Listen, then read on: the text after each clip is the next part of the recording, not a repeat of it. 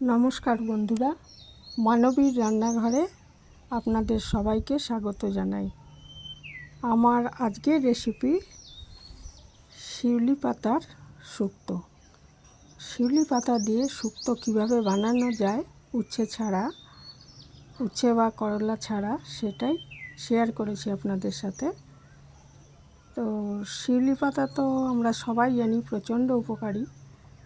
এটার বড়াও করা যায়, আরও নানা রকম রেসিপি হয়। এর রসও খুব ভালো, কাঁচা রসটা খাওয়াও ভালো। তো আমার একটা শিউলি গাছ আছে, এটা তলায় লাগানো আছে, আমি ছাদ থেকে দেখাচ্ছি গাছটা। তো এটা 12 মাসি শিউলি গাছ, এখনও ফুল ফুটছে, আর শরৎকালে তো প্রচুর ফুটবে।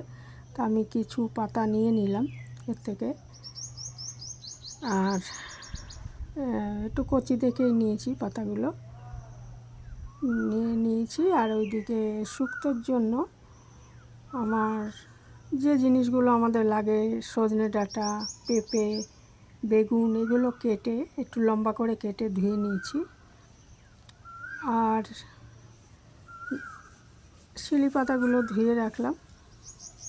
আর আমি নিয়েছি কাঁচকলা দুটো, মিষ্টি আলু একটা, এমনি গোল আলু,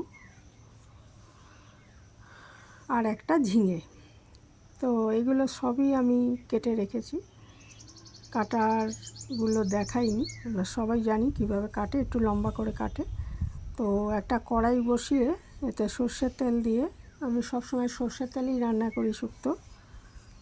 বিউলি ডালের বড়িটা ভেজে নিচ্ছি, কয়েকটা বড়ি ভেজে তুলে রাখছি আগে। আর ওদিকে আমি গরম জলে একটু পোস্ত ভিজিয়ে রেখেছি, পোস্ত বাটা দেব পরে সেই জন্য। আর আদাও, বেশ বড় এক টুকরো আদা কেটে ধুয়ে বেটে রেখে দিয়েছি, ওটা ফোড়নের সময় লাগবে। এই যে বড়িগুলো ভাজা হয়ে গেছে, তারপরে ওই কড়াইতে আর একটু তেল দিয়ে আমি প্রথমে একটু বেগুনটা ভেজে নিচ্ছি, তারপরে এর সঙ্গেই ডাঁটাগুলো দিয়ে দিচ্ছি। বেগুনটা যদি সব সবজির সাথে দিই তাহলে গলে যাবে, সেই জন্য বেগুনটা আগে ভেজে নিচ্ছি। আর ডাঁটাও একই ব্যাপার, ডাঁটাটাও একটু আগে ভেজে নিলাম। তার কারণটা হচ্ছে যে অন্য সবজির সাথে যদি একসাথে এটা কষাই আর কি, সাতলাই, তাহলে ডাঁটাগুলো একদম গলে যাবে, ছেড়ে যাবে আর কি, বাজে লাগবে। সেই জন্য ডাঁটাটাও অল্প করে ভেজে বেগুনের সাথে ভেজে আমি এটাকে তুলে রেখে দিচ্ছি। পরে মেশাবো, সবজিটা যখন প্রায় সেদ্ধ হয়ে যাবে তখন এই দুটো জিনিস মেশাবো আর কি, সেই জন্য এগুলো আগে একটু ভেজে নিলাম।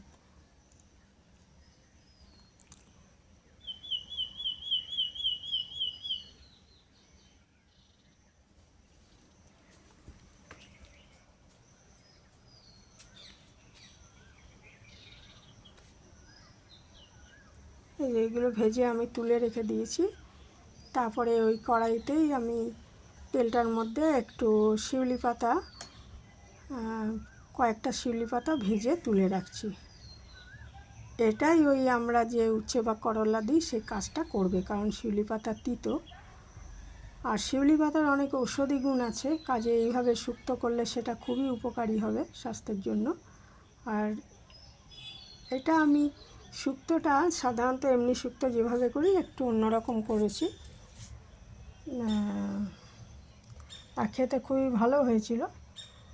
আর শিউলি পাতাটা ভেজে তোলার পর ওর মধ্যে আরেকটু তেল দিয়ে আমি সর্ষে আর রাঁধুনি ফোড়ন দিয়েছি, হাফ চামচ সর্ষে আর অল্প একটু রাঁধুনির ফোড়ন দিয়েছি এর মধ্যে দিয়ে, তারপরে এর মধ্যে যে আদাটা বেটে রেখেছি, হ্যাঁ, 1 চামচের একটু বেশি আদা বাটা, সেইটাকে আমি ফোড়ন দিয়ে দিলাম। আদা বাটাটার থেকে শুক্তোর গন্ধটা আসবে, শুক্তোতে অবশ্যই আদা বাটা মাস্ট। এটা ভাজা হয়ে গেলে একটু, তারপরে আমি এই যে কাঁচকলা, মিষ্টি আলু, এগুলো দিয়ে দিচ্ছি, আর আলু, এগুলোকে একটু ভালো মতো একটু একটু 4-5 মিনিট ভালো করে সাঁতলে তারপরে এর মধ্যে আমি ঝিঙেটা দিয়ে দেবো। ঝিঙেটা দিয়ে একটু সাঁতলানোর পর এটাকে পরিমাণ মতো জল দিয়ে ঢাকা দিয়ে দেবো। আর আমি ওই বেগুনটা ভাজার সময় অনেকটাই নুন দিয়েছি, তো এই সময় একটু আমি নুন দিয়ে দেব। তো নুনটা এমনভাবে দেব যাতে বেশি না হয়ে যায়। তো একটু নুন আর হাফ চামচ মতো পেঁপেটাও দিয়ে দিলাম। এরপরে কাঁচকলা, মিষ্টি আলু কিছুটা সাঁতলানোর পর পেঁপেটা দিয়ে দিচ্ছি। পেঁপেটা দেওয়ার পর আমি একটু সাঁতলে নেওয়ার পর এর মধ্যে ঝিঙে দেব, আর এর মধ্যে সামান্য হলুদ আর নুন দিয়ে দিচ্ছি, আর দিয়ে দিচ্ছি পরিমাণ মতো একটু চিনি, কারণ শুক্তোটাও একটু মিষ্টি না হলে ভালো লাগবে না, সেই জন্য অল্প একটু চিনি দিয়ে দেব এর মধ্যে। এগুলো ভালো করে আমি সাঁতলে নিচ্ছি।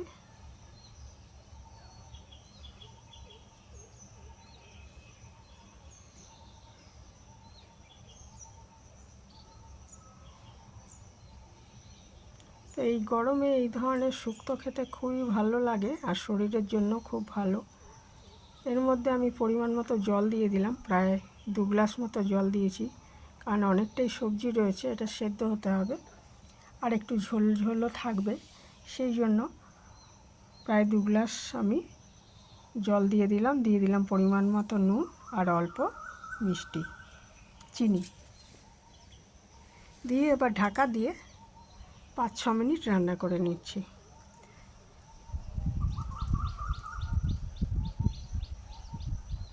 পাঁচ ছ মিনিট পরে ঢাকাটা খুলে দেখলাম তরকারি প্রায় সেদ্ধই হয়ে গেছে।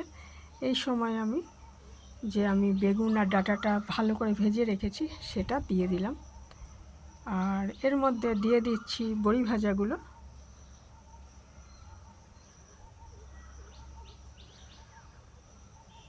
এটা ভালো করে মিশিয়ে দিয়ে এর মধ্যে বড়ি ভাজাও দিয়ে দেবো, আর ওই যে আমি পোস্ত বেটে রেখেছি,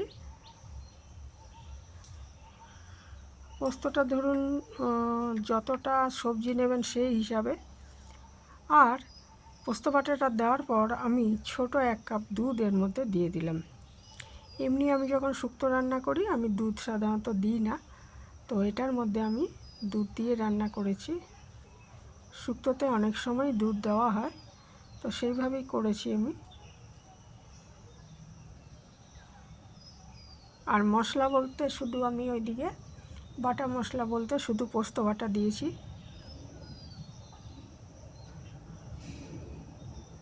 দিয়ে আমি ঢেকে আরও কয়েক মিনিট রান্না করে নিলাম।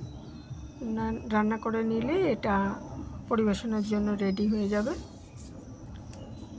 তৈরি হয়ে গেল অত্যন্ত সুস্বাদু শিউলি পাতার শুক্তো। আপনারা কে কে বানান এইভাবে কমেন্টে জানাতে পারেন। যারা এ পর্যন্ত দেখলেন তাদের অসংখ্য ধন্যবাদ। ভালো থাকবেন সবাই।